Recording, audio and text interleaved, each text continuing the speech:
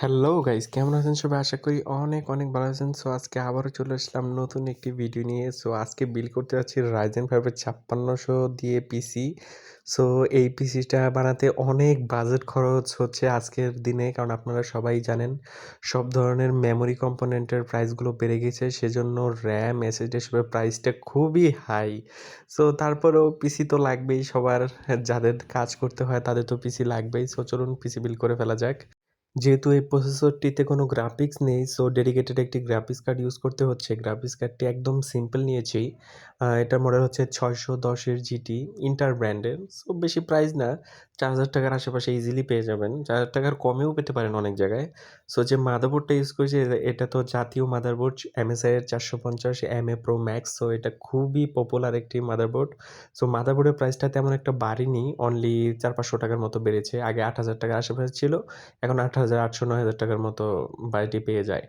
আর যে এসএসডিটি ইউজ করেছি এটা হলো 256 জিবি অ্যাপাচারের এসএসডি। এই এসএসডিটার বর্তমান প্রাইস হচ্ছে ৫,৬০০ থেকে ৫,৪০০ টাকার আশেপাশে এটা ইজিলি পেয়ে যাবেন। আর যে র্যামটা ইউজ করেছি এটাও অ্যাপাচারের নক্সের যে নক্স সিরিজের যে র্যামটা সেটা। যেহেতু ৩২০০ মেগাহার্টজের RAM এটি, সো অবভিয়াসলি এটার প্রাইস মোটামুটি ৫,০০০ থেকে ৬,০০০ টাকার মতো হবে।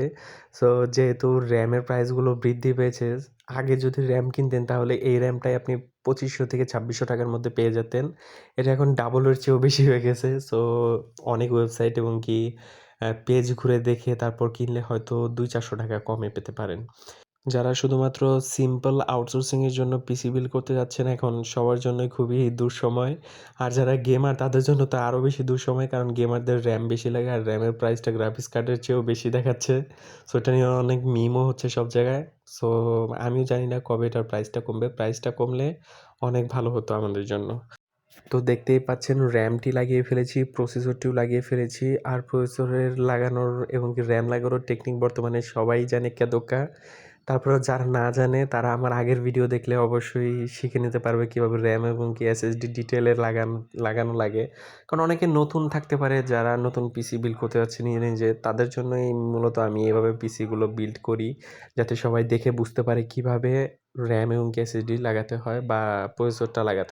এখন আমাদের কাঙ্ক্ষিত কুলারটি লাগিয়ে ফেলছি। সো আপনারা যদি পারেন একটু আফটার মার্কেট একটা কুলার নিয়েন। যেহেতু ৫৬০০ প্রসেসর, তো অবশ্যই গরমটা বেশি হবে। সো অবভিয়াসলি আপনারা একটু ভালো মানের একটা কুলার লাগালে কুলিংটা ভালোভাবে কাজ করবে। অনেকে আমাকে জিজ্ঞেস করে যে ভাই কুলারের সাজেশন দেন, বা অনেকে আমাকে জিজ্ঞেস করে যে কোন কুলারটা ভালো হবে। মেইনলি ডিপ কুল, তারপরে আরও অনেক ধরনের কুলার আছে এবং কি নরমাল ব্র্যান্ডের কথা বলে ট্রেন্ডসনিকের কুলারও আছে যেগুলো মোটামুটি টাওয়ার কুলার ভালোই কুলিং দেয়। সো আপনার যেকোনো একটা নিলেই হবে ৳১৫০০ বাজেট রেঞ্জে। সো কুলারের জন্য বেশি করতে হবে না, যেহেতু এক্স প্রসেসর না বা খুবই পাওয়ারফুল প্রসেসর না, মোটামুটি নরমাল টাইপের একটা কুলার হলেও হয়ে যাচ্ছে। যে ক্যাচিংটি ইউজ করেছি এটা বেসিক একটা ক্যাচিং, গিগাসনিকের ক্যাচিং। এটা ৳১২০০ র আশেপাশে ইজিলি পেয়ে যাবেন। সো যেহেতু বাজেটটা খুবই টানাটানি সে কারণে ক্যাচিংটা খুবই দুর্বল নিতে হয়েছে। সো ক্যাচিং আপনারা চাইলে একটু ভালো মানের নিতে পারেন। ৳৩৫০০-৪,০০০ র মধ্যে অনেক ভালো মানের লাইটিং ক্যাচিং পাওয়া যায়। এই ক্যাচিংয়ে ফিটিং করাটাও একদম সিম্পল। প্রথমে আমাদের আইও শিল্ডটি লাগিয়ে ফেলতে হবে। আইও শিল্ড লাগানোর পরে তারপর আমাদের কাঙ্ক্ষিত মাদারবোর্ডটি লাগিয়ে ফেলতে হবে। ভালো মানের ক্যাচিংগুলোর চেয়ে এই নরমাল ক্যাচিংগুলোতে আইও শিল্ডটা লাগানো অনেক বেশি কঠিন। সো তারপরে আশা করছি যে আপনারা ইজিলি এটা পেরে যাবেন। বর্তমানে অনেকে আমাকে এসএমএস করছেন যে ভাই কম বাজেটে পিসি বানানোর কোনো রাস্তা আছে কিনা? ভাইয়া আসলে কোনোভাবেই এখন কম বাজেটে পিসি বানানোর কোনো রাস্তা নেই।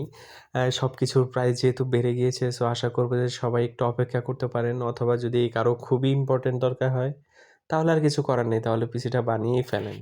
মাদারবোর্ডটি লাগানোর পরে অবশ্যই আমাদের স্ক্রুগুলো লাগিয়ে ফেলতে হবে। মাদারবোর্ডের মধ্যে ৬ টা স্ক্রু লাগানো যায় এটাতে। আর ATX মাদারবোর্ডগুলোতে ৮ টা থেকে ১০ টা স্ক্রু লাগাতে হয়। সো স্ক্রুগুলো লাগিয়ে ফেললেই জাস্ট মাদারবোর্ড লাগানো কাজ শেষ। কথায়, কথায় পাওয়ার সাপ্লাইয়ের কথা ভুলেই গিয়েছিলাম। সো পাওয়ার সাপ্লাই সেইভাবে ইউজ করেছি ভেলুটপের গ্রিডের ৩০০ ওয়াটের পাওয়ার সাপ্লাই। সো এটা মোটামুটি ভালো মানের power supply, ৩০০ watt accurate supply করে। সো অবভিয়াসলি এই পাওয়ার সাপ্লাইটা এই বিল্ডের জন্য যথেষ্ট হবে। যদি ভালো মানের গ্রাফিক্স কার্ড ইউজ করেন তাহলে এই পাওয়ার সাপ্লাই হবে না, একটু ভালো মানের পাওয়ার সাপ্লাই ইউজ করতে হবে। সেক্ষেত্রে ৪৫০ অথবা ৫৫০ ওয়াটের যে ব্রোঞ্জ রেটেড পাওয়ার সাপ্লাইগুলো আছে সেগুলো ইউজ করতে হবে।